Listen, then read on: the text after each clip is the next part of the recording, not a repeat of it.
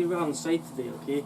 It's blowing a hoolie outside and you probably couldn't hear me on the camera. So what I'm going to discuss is the biggest fault that I see with an amateur golf that creates a lack of distance and a lack of consistency within their game, okay? So if you've not subscribed to the channel already, make sure you subscribe to the channel and like the video if you like it, okay? And obviously share it around other social media platforms so other people can view it. So number one fault that I see is if you picture the dog analogy, okay? If you picture a dog, if you've got a dog as a pet at home, okay? One question I always ask is, how do you think a dog wags its tail? Do you think the tail wags the dog or the dog wags the tail? The first thing that I will say, the answer is the dog wags the tail, okay? So let's picture the golf swing, okay? The golf swing is the dog's body, okay? Our body is the dog's body, and our arms is the dog's tail, okay? So in order for us to get our arms to move, what do we have to do? We have to turn the body. It's the same with the dog. In order for the dog to move the tail, it has to move its body, okay? Or control the body, okay?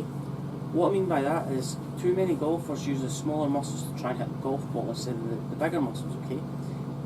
The bigger muscles work quicker than the smaller muscles. What that does is if you use the smaller muscles too much independently, then you're going to struggle with a lack of consistency and lack of distance, okay?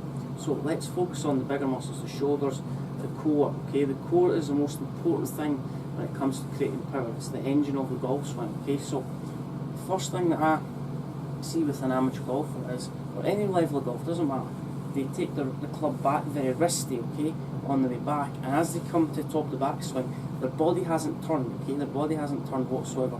So from there, in order for them to release the club, they have to release the angles early, known as early release, okay? So cast the club, meaning they lose all this angle with the right hand, and then from there they don't create a lot of power. So let's keep this really simple. A drill I always use, okay, to try and initiate the backswing better and try and keep the hands really quiet, okay? Think about Bryson DeChambeau, okay, where he takes the club back, and his arms and hands, so his arms go back the same time as his belt buckle, okay? They don't outrace each other. So think about, I address the ball, okay? Think of turning, the butt end of the club should always stay in line with my belt buckle, okay? And I should turn the body. Even that's always in connection, the butt end of the club and the magnet, pretend there's a magnet on your belt buckle, and as you come back down an impact, that should remain intact, okay? So we're not getting to a position where we're going like that. So turn the shoulders, butt end of the club always in line with belt buckle. As we come down, it's the same as we come through. Belt buckle and grip always in the same relationship as well. If you do that, then you're going to create a lot more power, okay? If we're using the core properly, we were turning, then our arms are going to just follow what our body does, okay? We're going to create a bit more connection. So let's focus on that. Turn the body. We're not focused on the dragging the wrists or doing anything with the wrists. We're focused on just turning the body to start the golf swing. Turn the body, and the arms and the belt buckle should go back in the same relationship, okay? Go back, and from there, as we come back down, belt buckle should always remain intact with the butt end of the club. And as we come back down, think about the butt end of the club and the belt buckle are married. So this focus is a magnet on top of the club and there's a magnet on the belt buckle.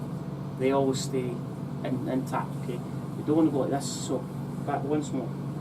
Take the club back, butt end intact with belt buckle. Swing to the top, almost that relationship.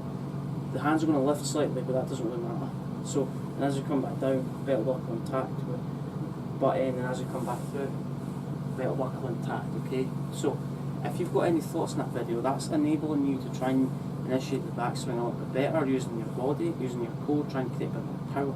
If you've got any thoughts on that video, make sure you like the video and subscribe to the channel, Jamie Allen Golf. Let me know your thoughts on the Ryder Cup. What did you think of Europe's performance? What did you think of America's performance? Did Europe have the strongest team in Ryder Cup history, or did America not gel as a team? Well, let me know your thoughts on that. So, like the video and subscribe to the channel. Thank you.